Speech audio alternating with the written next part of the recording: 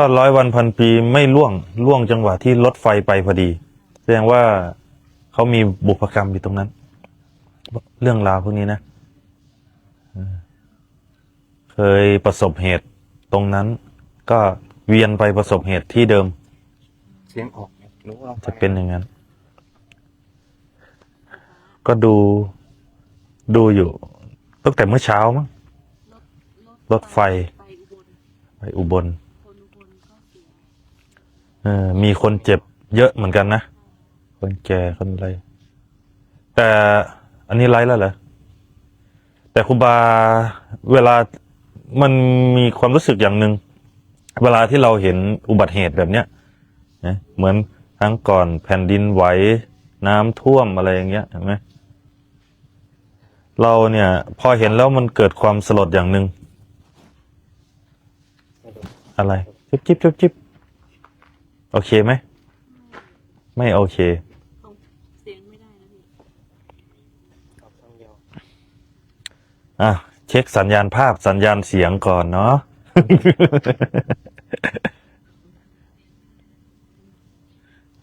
เสียงเข้าทีนี้เรามาฟังได้ช่องนั้นได้ใช่ไหมคะได้ช่องหลังได้โอเคแล้วว่าไงลืมเลยเมื่อกี้พูดเรื่องรถไฟเนาะ เวลาที่มีเหตุการณ์แบบเนี้ยเกิดขึ้นเนี่ยครูบาเนี่ยก็จะดูนะจะดูแล้วก็พิจารณาคือมันก็เกิดความสลดใจอย่างหนึ่งคือมันเห็นภัยในวัฏฏะสงสารนี่แหละการเกิดนี่แหละเห็นไหมบางคนนั่งรถไฟดีๆตั้งใจจะกลับบ้านประสบเหตุระหว่างทางไม่ถึงบ้านคือมันเห็นความไม่แน่นอนของชีวิต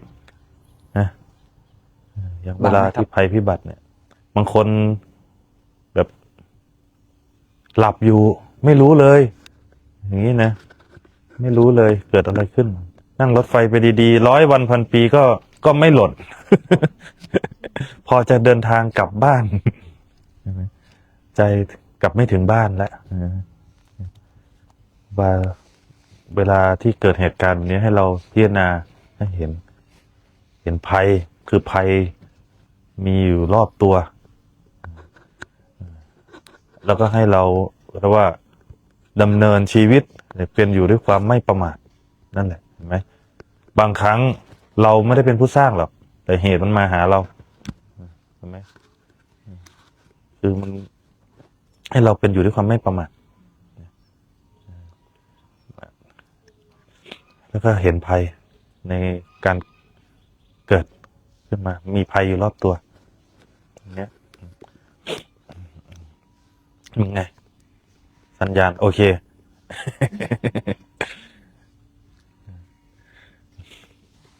หลายๆเหตุการณ์นะที่ผ่านมาอย่างเหตุการณ์สงครามอย่างเงี้ยทางชายแดนอย่างเงี้ยมันก็พิจารณาให้เห็นนี่แหละใช่ไหมความทุกข์พอคนที่อยู่ตามชายแดนก็เป็นอยู่ด้วยความกังวลหวาดกลัวหวาดระแวงอยู่งั้นใช่ไหมการเกิดมาเป็นมนุษย์เนี่ยมันทุกข์เราได้เกิดมาแล้วก็ถือว่าเป็นลาภอันประเสริฐอยู่ในถ้าเราได้มารู้จักกับคำสอนเนี่ยเห็นไหมทางที่จะไม่ต้องกลับมาเกิดมาแก่มาเจ็บมาตายมาเป็นอยู่ด้วยความหวาดกลัวหวาดระแวงเนี่ยคือนี่แหละการปฏิบัติตามธรรมคำสอนอริยสัจสี่มรรคมีองค์8เนี่ยเป็นไปเพื่อความดับทุกข์เชื้อของการเกิดเราเนี่ยถือว่าเป็นผู้โชคดีอยู่คือเพราะอย่างน้อยๆวันนี้เรายังมีลมหายใจอยู่เห็นไหมเรายังโชคดี เพราะนั้นอาศัยความโชคดีของเราเนี่ยสร้างเพราะว่าสร้างเหตุก็คือกรรมดีเป็นกุศลสร้างเหตุไว้เพื่อให้เวลาที่มัจจุราชมาเยือนอย่างน้อยเหตุที่เราสร้างไว้ก็จะเป็นเรียกว่าพละปัจจัยนะ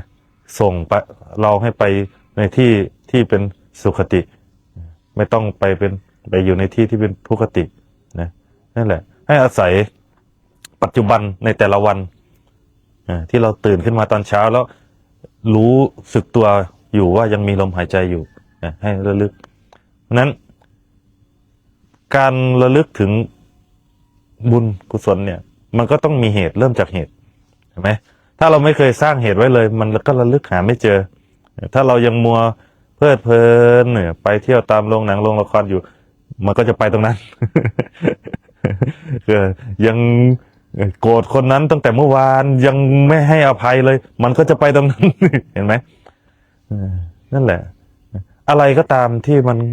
นเรียกว่าที่จะดึงเราลงในฝ่ายต่ำที่มันคล้องอยู่ติดอยู่ให้เราเรียนรู้ในการชำระในแต่ละวันในปัจจุบันทุกขณะ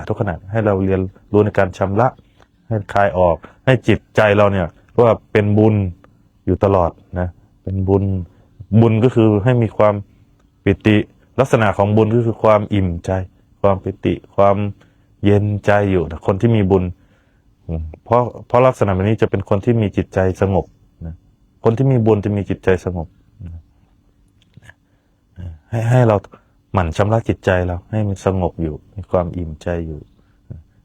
โดยการสร้างเหตุอันเป็นกุศลเหตุคือกรรมดีไว้เมื่อเราสร้างเหตุดีผลก็ย่อมดีเห็นไหมสิ่งเหล่านี้แหละจะส่งผลให้เราไปในภพนี้และภพหน้าด้วยเห็นไหมทุกลมถึงบอกว่าทุกลมหายใจของเรามีค่าเพราะเมื่อไหร่ที่เรายังมีลมหายใจอยู่เรายังสามารถสร้างประโยชน์ได้ทั้งตนเองและผู้อื่นเราอย่าใช้สมบัติที่เรามีเนี่ยทำร้ายตัวเองแล้วก็ทำร้ายผู้อื่นมันเป็นโทษนั่นแหละเนี่ยให้เราพิจารณาจากเหตุการณ์แบบนี้แหละแล้วมาสอนตัวเองให้เป็นอยู่ด้วยความไม่ประมาทความไม่ประมาทเพื่อเป็นสมบัติของใจเราจะได้มีที่พึ่งให้จะได้เขาเรียกว่ามีเรือนของใจมีที่พึ่งนะมีคำถามไหมล่ะอันนี้ อาจารย์ครับ อันนี้ถามแทนวัยรุ่นเนาะคนยุคใหม่นะครับเขาบางคนเขาไม่ได้สนใจเรื่องการปฏิบัติหรือเรื่องการให้ทานหรือเรื่องบุญเรื่องอะไรพวกนี้นะครับเขาก็จะมีคำถามว่า อย่างทุกคนบอกอยากปฏิบัติธรรมเพื่อบรรลุธรรมอะไรอย่างนี้นะครับเด็กยุคใหม่บางคนเขาไม่เข้าใจว่าทำไมต้องบรรลุธรรมเกิดเป็นมนุษย์มันดีแล้วต้องประเสริฐแล้วก็ต้องบรรลุธรรมอย่างเงี้ยเขาไม่เข้าใจว่า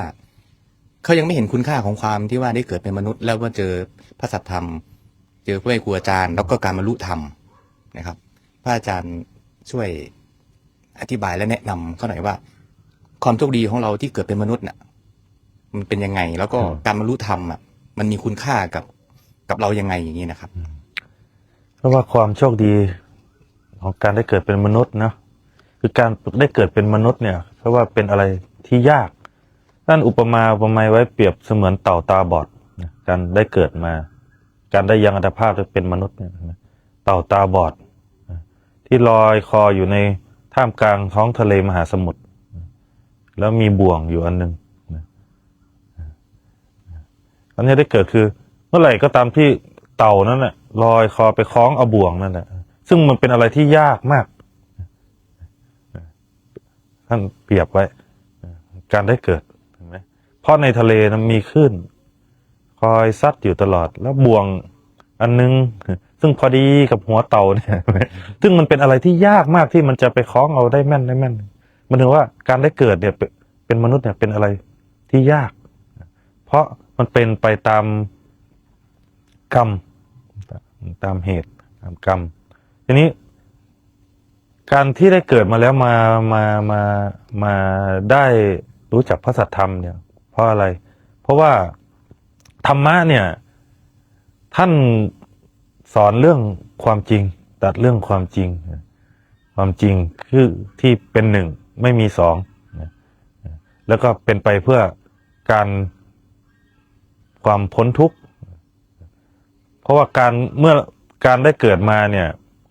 เป็นของยากก็จริงเห็นไหมแต่พอได้เกิดมาแล้วก็ คือพอได้เกิดมาเป็นมนุษย์แล้วเนี่ยเห็นไหมก็มีแต่ทุกข์เห็นไหมมันมีแต่ทุกข์เพราะฉะนั้นการที่จะพ้นไปจากทุกข์ก็คือการได้รู้จักธรรมะคือการเรียนรู้ธรรมะเรียนรู้ยอมรับกับความจริงที่เห็นตามความเป็นจริง เพื่อคลายออกจากความยึดมั่นถือมั่นในโลกนี้ออกนะเพราะว่าเห็นไหมเราเกิดมาแล้วเราก็มาหลงเพราะว่าการเกิดมาเนี่ยมันก็เกิดมาจากความหลงคือความไม่รู้จริงตามความเป็นจริงเกิดมาแล้วก็มาหลงมายึดมาสำคัญว่าสิ่งนั้นเป็นเราสิ่งนี้เป็นเรากลับมาทุกข์กับการแสวงหามาทุกข์กับความทะเยอทะยานอยากได้อยากมีอยากเป็นอย่างเงี้ยเห็นไหมมีแต่ทุกข์มาทุกข์กับการแก่การเจ็บเห็นไหมมีเจ็บป่วยทุกข์กับการตายการพัดพรากอย่างเงี้ยเห็นไหมถ้าเราไม่ได้ศึกษากับธรรมะเราเมื่อที่เราเผชิญกับความจริงเนี่ยใจเรามันจะไม่สามารถยอมรับได้นะมันก็จะเป็นทุกข์นั่นเองเพราะธรรมะท่านสอนเรื่องความจริงสอนให้เราเรียนรู้แล้วก็ยอมรับความจริงตามความเป็นจริง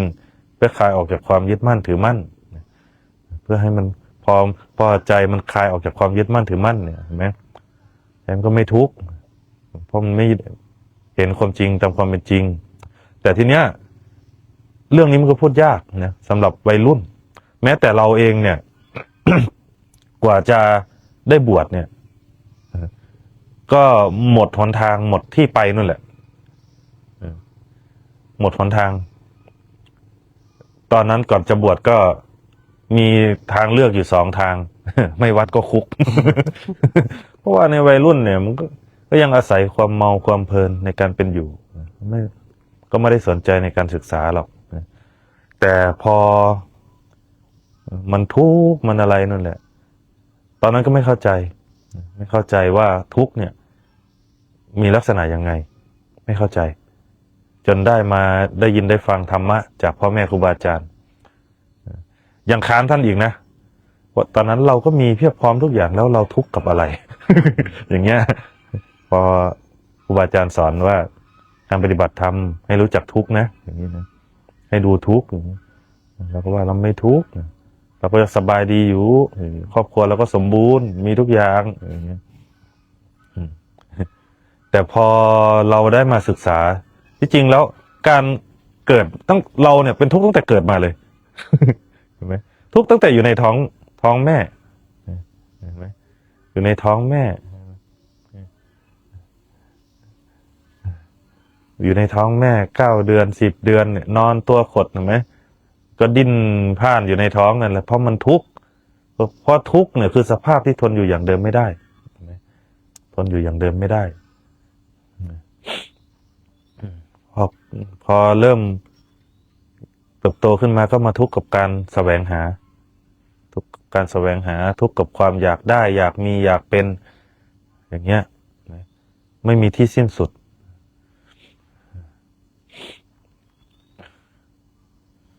ก็ไม่รู้จะพูดยังไง ก็มันทุกข์นั่นแหละ อธิบายไม่ถูก ก็นั่นแหละก็สำหรับวัยรุ่นคนที่ยังไม่เห็นก็ยังไม่เห็นมันต้องใช้เวลานะสิ่งเหล่านี้มันเป็นเรื่องเกี่ยวกับอุปนิสัยวาสนาคือมันบังคับกันไม่ได้นะมันเป็นไปตามการเวลาบังคับกันไม่ได้ถ้าเรามองย้อนแม้แต่เราในวัยเด็กเราก็ใช้ชีวิตมาในความเพลิดเพลินมาจนพอเราจนมันเรียกว่าเราก็ไปมาทุกที่ไหมประสบการณ์จะสอนเองพวกนี้สำหรับวัยรุ่นนะในช่วงวัยที่แสวงหาอยู่เนี่ยเขากำลังแสวงหาความเป็นตัวตนจะไม่ได้สนใจแสวงหาอยู่มันก็เลยพูดยากพวกนี้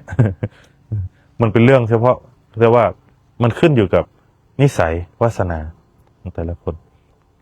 ดังนั้นเพื่อความไม่ประมาทสำหรับวัยรุ่นที่ยังไม่เข้าใจ หรือยังไม่เห็นทุกข์หรือยังไม่เข้าใจทุกข์หรือไม่เข้าใจการบรรลุธรรมเนี่ยวัยรุ่นควรดำเนินชีวิตยังไงบ้างครับ ถึงจะปลอดภัย ควรดำเนินชีวิตให้เป็นอยู่ด้วยสติ ให้มีศีลนะมีสตินะเพราะในวัยเนี่ยวัยรุ่นวัยคึกขนองเนี่ยจะขาดสติเห็นไหมขาดสติ ให้ดำเนินอยู่ที่สติ ให้ระลึกว่าอะไรเป็นประโยชน์อะไรเป็นโทษ ให้ตั้งตนอยู่ในพื้นฐานของความกตัญญูครูบาเนี่ยมีข้อดีอย่างหนึ่งในวัยรุ่นนะ เราเนี่ยไม่ใช่ว่าดีเพียบพร้อม เราก็เป็นเหมือนวัยรุ่นทั่วไป กินเหล้าเมายาสัมมาเลเทเมาสารพัดเหมือนกัน แต่เราไม่นำปัญหากับเข้าบ้าน เพราะเราจะไม่นำปัญหาเข้ามาหาให้พ่อให้แม่ให้คนในบ้านต้องเดือดร้อน ตัวนี้ก็คือเป็นหลักเป็นพื้นฐานจิตใต้สำนึกของความกตัญญูตัวหนึ่งซึ่งตอนนั้นเราตัวนี้แหละที่ช่วยให้เราเนี่ยใช้ชีวิตรอดมาได้ เราเคยคิดแม้กระทั่งจะฆ่าตัวตายจังหวะที่มันท้อมันรู้สึกอ้างว้างเหมือนทุกคนไม่เข้าใจเรา พ่อแม่ก็ไม่เข้าใจเรา เหมือนโลกเนี้ยมีเราอยู่คนเดียว ตอนนั้น เพราะว่าสิ่งที่เราเห็นกับสิ่งที่เขาเห็นไม่เหมือนกัน แล้วมันพูดกับใครไม่ได้ มันมีอารมณ์ความน้อยใจ เพราะมันต้องการการยอมรับเพราะวัยรุ่นเนี่ยจะเป็นวัยที่ต้องการการยอมรับจากคนในบ้านจากเพื่อนจากอะไรพอคนในบ้านไม่ยอมรับก็จะไปคบเพื่อนเพราะจะรู้สึกว่าเพื่อนเนี่ยสามารถรับฟังได้ทุกอย่างไปไหนไปกันถึงไหนถึงกันอย่างเงี้ยนั่นแหละแต่ครูบาเนี่ยดีอย่างหนึ่งตอนนั้นเราเนี่ยเอาปืนนี่จ่อตัวเองเลยเมื่อก่อนวัยรุ่นวัยห้าวรอบตัวต้องมีอาวุธตลอด แต่ไม่เคยทำร้ายใคร ป้องกันตัว ไม่รู้เป็นคนชอบอาวุธ ไปไหนต้องมีอาวุธติดตัว แต่ไม่เคยทำร้ายใครเนี่ย เอาปืนเนี่ยจะยิงตัวเองเลย คือมันทุกข์มันพูดกับใครไม่ได้แล้วความทุกข์ที่ไม่สามารถอธิบายไม่สามารถพูดกับใครได้เลย อันนี้แหละคือความทุกข์ที่ทุกข์ที่สุดนะคือทุกข์ที่สุดคือมันพูดไม่ได้ แต่ขณะที่เรากำลังจะทำเนี่ยมันมีจิตใต้สำนึกตัวหนึ่งคือพ่อเพราะเราจะเป็นคนรักพ่อมากรักพ่อมากรักพ่อมันมีภาพพ่อปรากฏขึ้นภาพที่พ่อคอยประคบประหงมเราตอนเด็กพ่อที่คอยดูแลแม่ที่คอยดูแลเรามาตอนเด็กมันทำไม่ลงคือมันกลัวท่านเสียใจแล้วเวลาที่เราน้อยใจทะเลาะกับคนในบ้านขับรถออกไปจะหนีออกจากบ้านไม่เคยหนีออกจากบ้านสำเร็จสักที ไปได้ครึ่งทางพอไปได้ครึ่งทางปุ๊บมันก็พ่อแม่เรายังลำบากอยู่ท่านทำงานเหนื่อยอยู่เนี่ยเห็นไหมตัวเนี้ยมันก็เลยเป็นเหตุให้เราต้องกลับมาในทางเหมือนเดิมคือจะดีก็ดีไม่สุดจะชั่วก็ชั่วไม่สุด เท่าๆ คือกลางๆแต่มันเป็นเขาว่าเป็นเบรกตัวหนึ่งให้เราได้เรียนรู้ขณะที่เราไปเราก็ได้เรียนรู้พอเราระลึกได้ถึงมีความกตัญญูเราได้เรียนรู้ยอมรับได้มันได้ทิ้งความเป็นตัวเองเสียสละเพื่อคนที่เรารักเห็นไหมเพื่อคนที่เรารักคือพ่อแม่กลับมาทำงานเหมือนเดิมหนีออกจากบ้านนี้หลายรอบมากจนบ่อยจนพ่อกับแม่ไม่ง้ออ่ะมึงอยากไปเลยคือท่านรู้แล้วว่ามึงไปไม่ถึงไหนคืออย่างนี้นะ พอเขาไม่ง้อก็น้อยใจ คือต้องการการยอมรับเนี่ยครูบาต้องบอกว่าโอ้เรามีสติอยู่อย่างเงี้ยทุกครั้งที่ไปดื่มเหล้าเมาอย่างเงี้ยพอเริ่มจะเมาก็มีสติระลึกรู้เมาแล้วนะกลับบ้านเชื่อไหมว่าครูบาเป็นคนที่กินเหล้าแล้วกลับมาบ้านมานั่งสมาธิ นั่งเพื่อสงบอารมณ์ตัวเองแล้วก็นอนรู้สึกว่าพอได้นั่งแล้วมันเย็นมันสงบแล้วทุกครั้งที่เราเมาแล้วมีคนมาก่อกวนเราเนี่ยเราจะเป็นคนที่ระงับอารมณ์ตัวเองได้เร็วมากคือสติคือพอเราจะทำเขาปุ๊บเนี่ย เหมือนเราจะทำร้ายเนี่ยอารมณ์มันพุ่ง เวลาที่เราถูกแทรกแซงพื้นที่ส่วนตัวเนี่ยอารมณ์มันพุ่ง อารมณ์ร้อน แต่ทุกครั้งจะมีสติ พอจะทำปุ๊บมันเห็นเลยว่าไม่คุ้ม เคยแม้กระทั่งจะเอามีดฟันคอคนคือโมโหรู้สึกไม่คุ้ม ไม่คุ้ม ไม่คุ้ม ไม่ควรเอาตัวไปแลกกับคนแบบนี้ อย่างเงี้ยเห็นไหมมันก็เลยเป็นเหตุให้เราใช้ชีวิตมาได้แบบรอดมาได้สำคัญเลยการเป็นอยู่ก็คือสติ วัยรุ่นที่ในวัยคึกขนองเห็นไหมก็คือขาดสติคึกขนองเพราะเราขาดความระลึกรู้ถึงพื้นฐานของความกตัญญูคือไม่รู้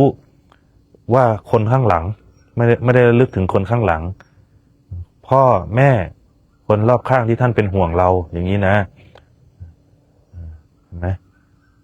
เนี่ยครูบาจะมีตัวนี้ที่เป็นฐานอะไรก็ตามที่จะเป็นเหตุให้คนในบ้านต้องเดือดร้อนลำบากใจกับเราจะไม่นำปัญหานั้นกลับเข้าบ้านเราก็เลยเป็นคนที่เผชิญทุกข์คนเดียวเผชิญเรื่องราวด้วยความอดทนอดกั้นเพื่อแก้ปัญหานั้นคนเดียวคือยอมรับคือมันแบกไว้คนเดียวตอนนั้นน่ะแบกภาระแบกปัญหาไว้คนเดียวมันก็เลยทุกข์มากเพราะเราเป็นคนแบบนี้แต่มันข้อดีคือมันทำให้เราหนักแน่นเหมือนมีดที่โดนชุบตีมาอย่างดีมันก็เลยเป็นเหตุทำให้เราหนักแน่นมาตั้งแต่ไหนเราเป็นคนที่เรียนรู้ที่จะแก้ปัญหาด้วยตัวเองนั้นตั้งแต่ไหนนี่แหละให้เราจำไว้เลยนะถ้าเรารักใครสักคนหนึ่งเราจะต้องไม่ทำให้บุคคลคนนั้นต้องเป็นทุกข์เดือดร้อนลำบากใจกับเราตัวนี้คือพื้นฐานของความกตัญญูคือรู้คุณต่อผู้มีพระคุณรู้คุณต่อพ่อแม่ครูบาอาจารย์เราจะเป็นผู้ที่ว่าง่ายสอนง่ายอย่างเนี้ยนี่แหละ สำหรับวัยรุ่นก็จะมีสติแล้วก็ความกตัญญูให้มีความกตัญญูเป็นพื้นฐานของจิตใจแล้วมันจะทำให้เราไม่หลงทางแล้วก็ไม่ทำผิดใช่ ทีนี้ขอถามสำหรับวัยที่สูงขึ้นมาอีกครับอาจจะเป็นวัยปฏิบัติหรืออะไรพวกเนี้ยวัยที่มีอายุแล้วอยากปฏิบัติธรรมเพื่อไปสู่เป้าหมายอันสูงสุดคือการบรรลุธรรมหรือพ้นทุกข์นี้นะครับทีนี้อยากจะสอบถามพระอาจารย์ว่าเรื่องการทานครับการทานมีผลอย่างไรบ้างในการปฏิบัติธรรมแล้วก็ไปถึงขั้นสุดท้ายคือขั้นบรรลุธรรมทานเนี่ยเป็นเบื้องต้นท่ามกลางและที่สุดทานนี่นะขั้นบรรลุธรรมเบื้องต้นการทานเบื้องต้นก็เป็นการสร้างอุปนิสัยท่ามกลางก็เป็นเรื่องของอารมณ์ที่สุดก็คือทานคือความเป็นอัตตาตัวตนความสำคัญยึดมั่นถือมั่นนั่นแหละเพราะสุดท้ายแล้วเนี่ยการปฏิบัติธรรมเนี่ยสุดท้ายแล้วเนี่ยเราจะปฏิบัติธรรมไปถึงไหนก็ตามสุดท้ายแล้วมันจะย้อนกลับมาทำลายตัวเองเพื่อความพ้นไปเพราะว่าทานเนี่ยถึงเป็นเบื้องต้นท่ามกลางและที่สุดการให้ทานนี่นะการทาน เพราะว่าการทานวัตถุอะไรเนี่ยมันก็วัตถุพวกเนี้ยเป็นให้ภายนอกแต่มันส่งผลถึงภายในซึ่งคลายออกจากความสำคัญยึดมั่นถือมั่นความตนีทีเหนียวตัวเนี้ยมันจะเป็นว่าเป็นการสร้างเหตุสร้างในมรรคเข้าไปสู่ผลพวกนี้นะก็ให้เราเชื่อให้ว่าสิ่งไหนไม่ดีพระเจ้าไม่สอนนั่นแหละให้เราเชื่อมั่นอย่างนั้นถ้าเราจะปฏิบัติตามธรรมที่พุทธเจ้าตรัสไว้ดีแล้วเนี่ยให้เราเชื่อแล้วก็ทำไปเถอะ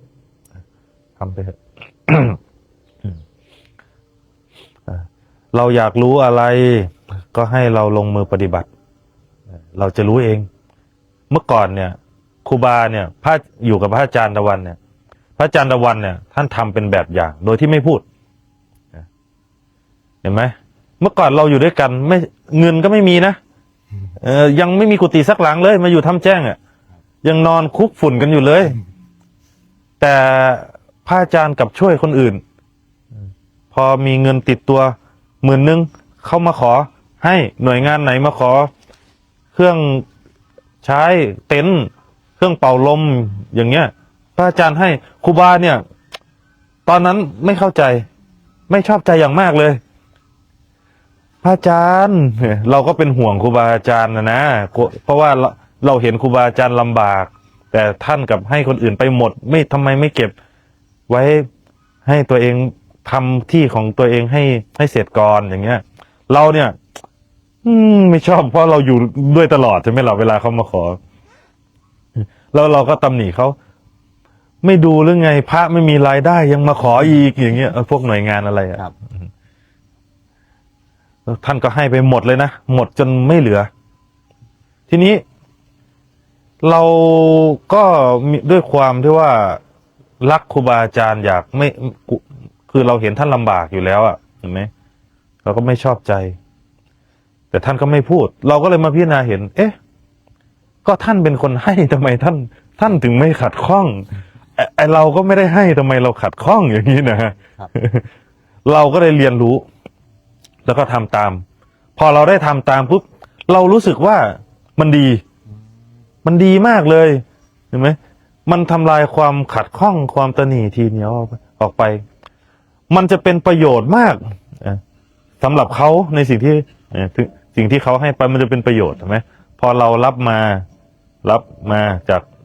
ชาวบ้านที่เขาส่งข้อเรามา เราก็ส่งต่อออกไป มันเป็นประโยชน์ต่อออกไปอ๋อเรามาเห็นทีนี้พอเราทำตามใจเรามันกลับเป็นอิสระเนื้อออกไหม ครับ พอมันไม่ยึดอ่ะ มันคลายจากความตนีอ่ะมันเป็นอิสระโอ้มันเป็นอิสระ แล้วก็มันมีความอิ่มใจจาก พอเราให้อ่ะ ให้ไปด้วยความบริสุทธิ์แล้วผู้รับเขาเอาไปนำไปใช้ เราเห็นประโยชน์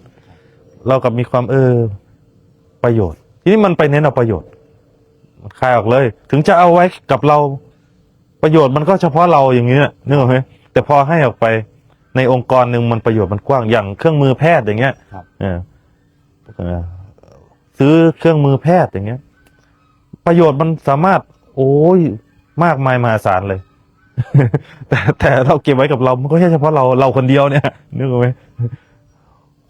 หลังจากวันนั้นแหละครูบาปฏิญาณตนเลยพอครูบาเห็น ตามที่พระอาจารย์สอนเลยว่าทำเพื่อผู้อื่น อยู่ตราบนิรันดร์เห็นไหมทำเพื่อตัวเองอยู่เพียงสิ้นลมทำเพื่อผู้อื่นอยู่ตราบนิรันดร์เราปฏิญาณตนจะทำตามที่พ่อแม่ครูบาอาจารย์พาทำเพราะเราเห็น จากนั้นมาเราก็ให้ตลอดบิณฑบาตอย่างเงี้ย เราเห็นเด็ก เราได้มาเราก็ให้ขนมแก่เด็กเพราะเราเห็นว่าสมัยเด็ก เรากว่าจะได้ขนมห่อหนึ่งมากินเนี่ยมันเป็นอะไรที่ยากมาก ไม่เคยได้กินอะไรดีๆกับเขาอะเด็กอะเราก็เห็นเด็กสันเป่าเนี่ยเขาจำเราได้แล้วรักเรามาเขาถามครูบานี่ไปไหนเมื่อไหร่จะกลับ แต่เราไม่ได้พูดนะแต่เราทำเป็นตัวอย่างเห็นไหมอย่างเราบิณฑบาตเราเดินนำหน้าอย่างเงี้ยเราให้ปุ๊บเนี่ยแล้วเราก็สังเกตเราสอนพระสอนหมู่คณะด้วยการไม่พูดด้วยการทำเป็นตัวอย่างในการให้ทานพอเราให้ปุ๊บข้างหลังเขาก็ให้ปุ๊บเนี่ยปุ๊บเหมือนกันเนี่ยเห็นไหมว่าทำแล้วมันดี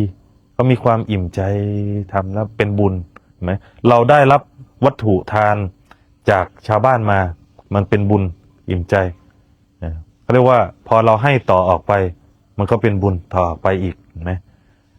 เราเนี่ยพระเนี่ยไม่มีทรัพย์ไม่มีอะไรแต่เราอาศัยทรัพย์ที่เราได้มานี่แหละอาศัยทรัพย์จากชาวบ้านนี่แหละที่ได้มาส่งต่อออกไปพอเราส่งต่อออกไปเป็นบุญชาวบ้านที่เขาถวายเรามาเขาเห็นเขาอนุโมทนาบุญเขาเรียกว่าเป็นบุญต่อบุญเป็นเพิ่มบุญเป็นทานเป็นมหาทานออกไปใหญ่ออกไปเห็นไหมจากนี่เขาก็ได้ละ1ละนี่2 3 4ขยายออกไปเห็นไหมแค่เพราะว่าบุญเนี่ยเกิดขึ้นจากเบื้องต้นเกิดขึ้นจากการให้ทานเห็นไหมแล้วก็เกิดขึ้นจากการอนุโมทนาเห็นไหมพอเขาให้ได้ให้เรามาเนี่ยก็เป็นบุญแล้วพอเราส่งต่อไปเขาเห็นเขาอนุโมทนาก็เกิดขึ้นกับเขาแล้วเห็นไหมมันก็กลายเป็น ยิ่งขึ้นไปเห็นไหมเป็นประโยชน์ยิ่งขึ้นไปนั่นแหละมันเป็นอย่างนั้น คำว่าทานคำเดียวสั้นๆเนี่ย ครอบ ฟังดูโอ้โหแบบมีอานุภาพมากเลยนะครับ อืม โดยเฉพาะผู้ที่ทานนะดูเหมือนสูญเสียเนาะแต่เท่าที่ฟังพระอาจารย์เล่าเนี่ยคือเป็นผู้ได้รับโดยตรงด้วยซ้ำ ผู้ได้รับทานเหมือนรับประทาน ยิ่งทานยิ่งอิ่ม ขณะได้ฟังนี่คือยังรู้สึกปิติเลย ใช่ ในการมันจริงแหละ ที่เราเห็นแล้วเราคับแคบในใจอึดอัด แต่พอเราให้ทานปุ๊บมันเหมือนเราให้อิสระตัวเอง เนี่ยสำคัญมากเลยคำนี้ เหมือนครูบาจะยกตัวอย่าง เมื่อก่อนเนี่ยครูบาอาจจะเคยเล่าหลายรอบแล้วแหละ เมื่อก่อนครูบาอยู่กับครูบาชาย ครับ เดินบิณฑบาตด้วยกันเนี่ยครูบาชายท่านเอาข้าวให้หมา ครับ ท่านเมตตาท่านทานเห็นไหมท่านทำให้เห็นแต่ท่านไม่พูด ครับ ทำให้เห็น เราไม่รู้จักอะไร ไม่รู้จัก เราเนี่ยเป็นทุกข์มากกับการกระทำของท่าน เราต้องเก็บไว้ข้าวต้องเอาไปอะไรเอาไว้ ถามว่าในรายละเอียดที่เราเห็นตอนนั้นก็คือ ข้าวกว่าเราจะได้มา ชาวบ้านเขามาใส่บาตรให้เรา แต่ละเม็ดเขาเหนื่อย เพราะเราเป็นชาวนาใช่ไหม ครับ เขาเหนื่อยกว่าจะได้ข้าวมานะครูบาเรามีเหตุผลของเราอย่างนี้ ครับ แล้วเขาน้อมมาใส่บาตรให้เรา แล้วครูบาไปให้หมาอย่างเงี้ย เดี๋ยวเขาจะว่าให้ว่าเราประมาทอย่างเงี้ยเห็นไหมเราเนี่ยเป็นทุกข์มากกับการกระทำของท่าน แต่เราไม่เข้าใจ คือเราไม่ได้รู้จักถึงเจตนาของท่านไงแต่เราคิดไปเองไง เราเชื่อความคิดตัวเอง ครับ เราเนี่ยเป็นทุกข์มาก แต่พอวันหนึ่งเราก็เดินรอบหมู่บ้านนะเดินไปเดินทุกวันเราไปสังเกตเห็นเดินมีเหมือนกันครูบาแมนครูบาชายแล้วก็ครูบา แล้วทำไมครูบาแมนเนี่ยท่านไม่ทุกข์เลยทำไมเราทุกข์อยู่คนเดียวอย่างเงี้ยครูบาแมนกับยิ้ม ดีพอครูบาแมนบอกว่าดีเราก็ยิ่งทุกข์นะแบบทำไมเขาพวกกันไม่พวกเราเลยอย่างนี้นะ สองคนนี้พวกกันไม่เห็นเข้าข้างเราเลยอย่างนี้เราก็ยกเหตุผลของเราให้ฟัง แล้วท่านก็ยิ่งทำอย่างเงี้ย เราก็เลยมาสังเกตเห็นอ๋อมันอยู่ที่มันเราไปตัดสินด้วยมุมมองด้วยความเห็นอันคับแคบของเรา เราเชื่อมั่นในความเห็นของเราเห็นไหมสิ่งที่ครูบาฉายทำเนี่ยก็คือท่านเมตตา ท่านมีเมตตาต่อสรรพสัตว์เห็นไหมท่านก็เลยให้ทานทำเป็นตัวอย่างให้เราเห็น ท่านมีเมตตา แค่เราเห็นอย่างนี้แหละ ใจเราเนี่ยความทุกข์เราตั้งแต่หลายวันที่มันถูกสะสมเนี่ยมันพังเลยปุ๊บโอ้มันเป็นอย่างนี้นี่เอง คนที่มีเมตตากับเพื่อนร่วมทุกข์แม้สัตว์เนี่ยก็เป็นเพื่อนร่วมทุกข์เห็นไหมท่านเมตตาท่านทำให้เห็นท่านไม่พูดเรานี่ช่างโง่จริงเนาะอย่างนี้เห็นไหมแล้วเราก็ไปทุกข์กับการกระทำของท่านแทนที่เราแค่อนุโมทนาโอ้เห็นในสิ่งที่ท่านทำท่านมีเมตตาอนุโมทนาบุญด้วยอย่างเงี้ยใจเราจะเป็นได้รับบุญกับท่านอ่ะแค่อนุโมทนา โอ้เห็นไหมมันแค่นี้เองนะ บางอย่างในชีวิตนี่แค่พลิกนิดเดียวนะ แค่พลิกนิดเดียว mindset เนี่ยพลิกใกล้ๆกันนั่นแหละพลิกอีกด้านหนึ่งเนี่ย ใช่ เป็นคนละเรื่องเลยจากความหนักเป็นความเบาได้เลย ใช่ แค่เรามองให้เห็นประโยชน์ แต่เราไปถือเอาประโยชน์ แต่เราไปเอาโทษคนอื่นไงเราเอาประโยชน์ตนแต่ไปโทษคนอื่น เท่าที่ผมฟังพระอาจารย์มาเนี่ยไอความคิดตัวเองเนี่ยน่ากลัวมากเลยเนาะ ใช่ ความคิดตัวเองแล้วความคับแคบของตัวเองเนี่ย แล้วไปตัดสินอย่างอื่นเนี่ย สุดท้ายแล้วสิ่งเหล่านี้มันวนกลับมาหาทำให้เราทุกข์ใจขนาดเลยเนาะ ใช่พระองค์จึงตรัสว่า เธอจงระวังความคิดของเธอ เพราะความคิดนั่นแหละจะเป็นเหตุให้เธอเชื่ออย่างนั้นเห็นไหมพอเชื่อปุ๊บก็จะกระทำอย่างนั้นเลยเห็นไหมจงระวังความคิด ความคิดเนี่ยจึงเป็นคือว่า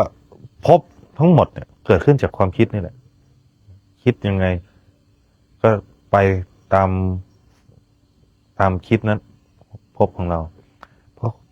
เพราะคิดยังไงก็เชื่ออย่างนั้น เพราะคนน่ะเชื่อยังไงก็กระทำอย่างนั้นเห็นไหมเพราะฉะนั้นความคิดเนี่ยจึงเป็นเหตุ เราถึงต้องมาฝึกสติให้รู้เท่าทันความคิดมันสังขารปรุงแต่งของเราพอเชื่อปุ๊บพอคิดแล้วเชื่อพอเชื่อแล้วถึงกระทำการกระทำนั้นมันก็เป็นการตัดสินไปแล้วตัดสินไปอย่างนั้น โดยถ้าขาดสติปุ๊บก็สามารถเป็นโทษได้อย่างนี้นะ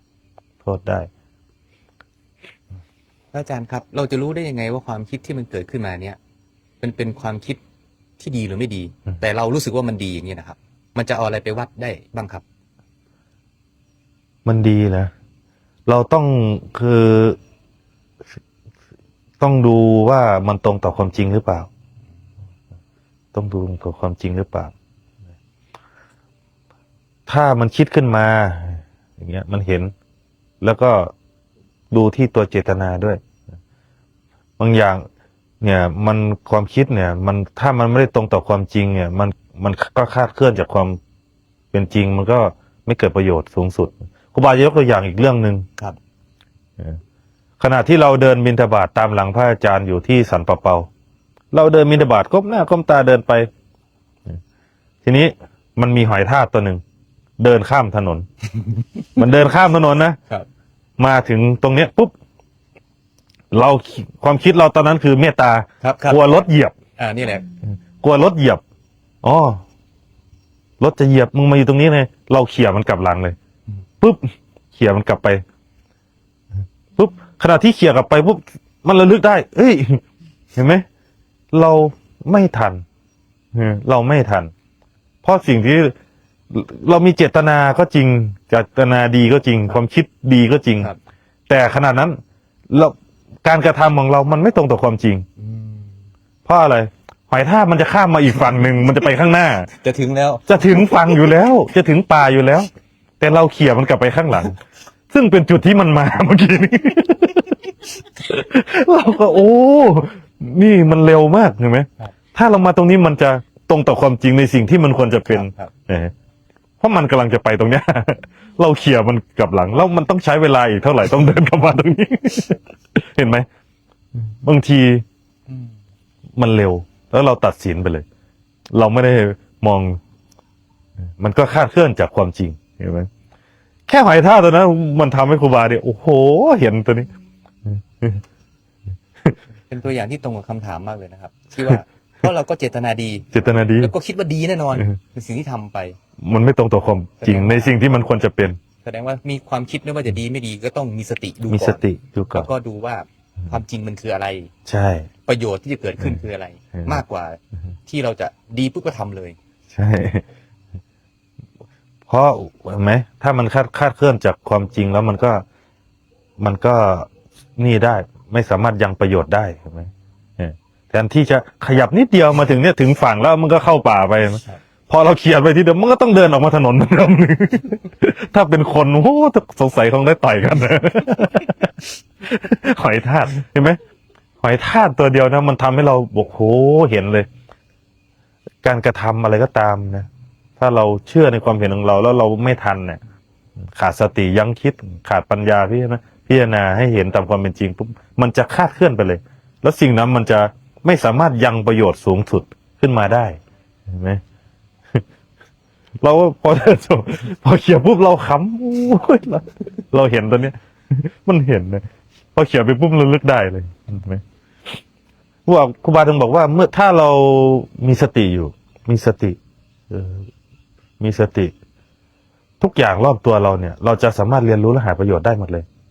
จะเห็นธรรมะอยู่ในนั้น มันจะสามารถน้อมเข้ามาสอนตัวเองได้เห็นไหมสติเฝ้าดูกายดูใจตัวเองอยู่มันจะเป็นอย่างนั้น ทั้งบ้านมีคำถามไหมครับ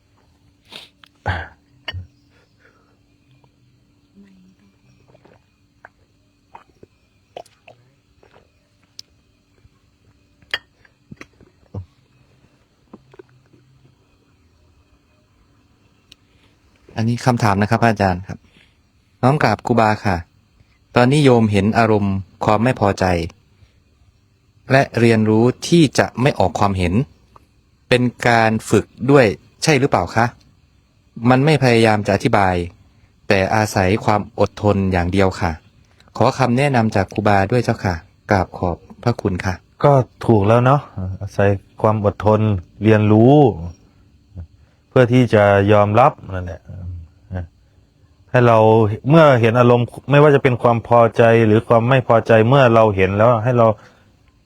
น้อมกับความรู้สึกกลับมาอยู่ที่ฐานคือลมหายใจเพื่อเรียนรู้กับอารมณ์นั้นเราต้องอาศัยความอดทนนั่นแหละถูกแล้ว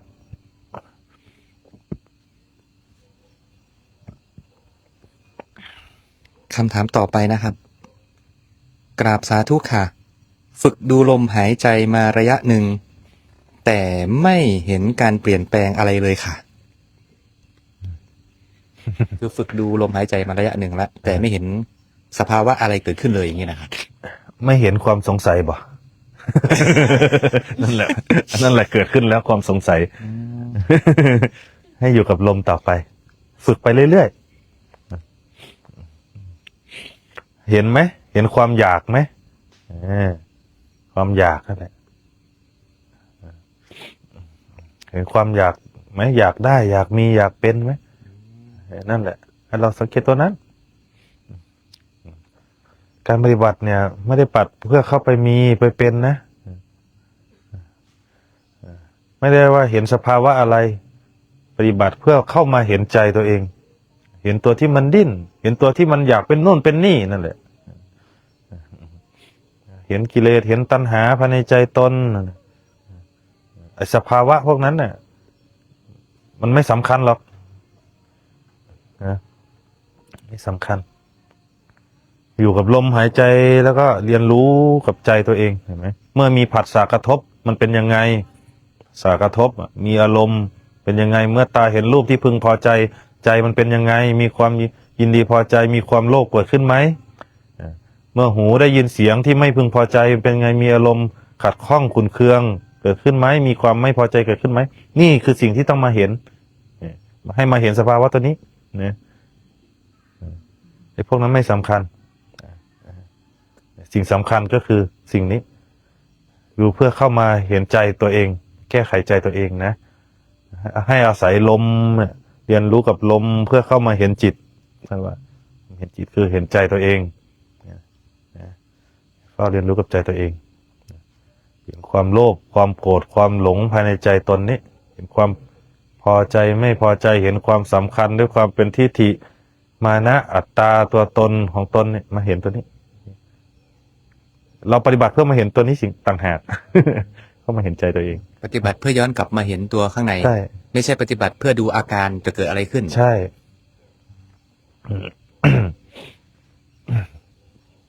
กี่นาทีแล้วสมควรกับเวลาแล้วมั้ง 45 นาที เนาะอันนี้ผ้าห่มที่เราสั่งไปก็มาถึงแล้วเนาะ100 ผืนเราก็คุยกันกับพระที่ทำนั่นแหละว่าจะแจกวันที่18ซึ่งเป็นวันพระพอดีจะได้เชิญเอาชาวบ้านมาร่วมมาวัดด้วยเนาะใครที่อยู่ใกล้ก็มาร่วมแจกผ้าห่มเนาะ ร่วมบุญกัน ก็ขออนุโมทนาบุญกับญาติธรรมทุกท่านเนาะที่ได้ร่วมบุญกันมา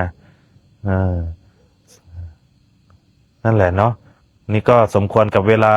แล้วก็ขอให้เจริญในธรรมโดยทั่วหน้ากันทุกท่านทุกคนเทิน สาธุ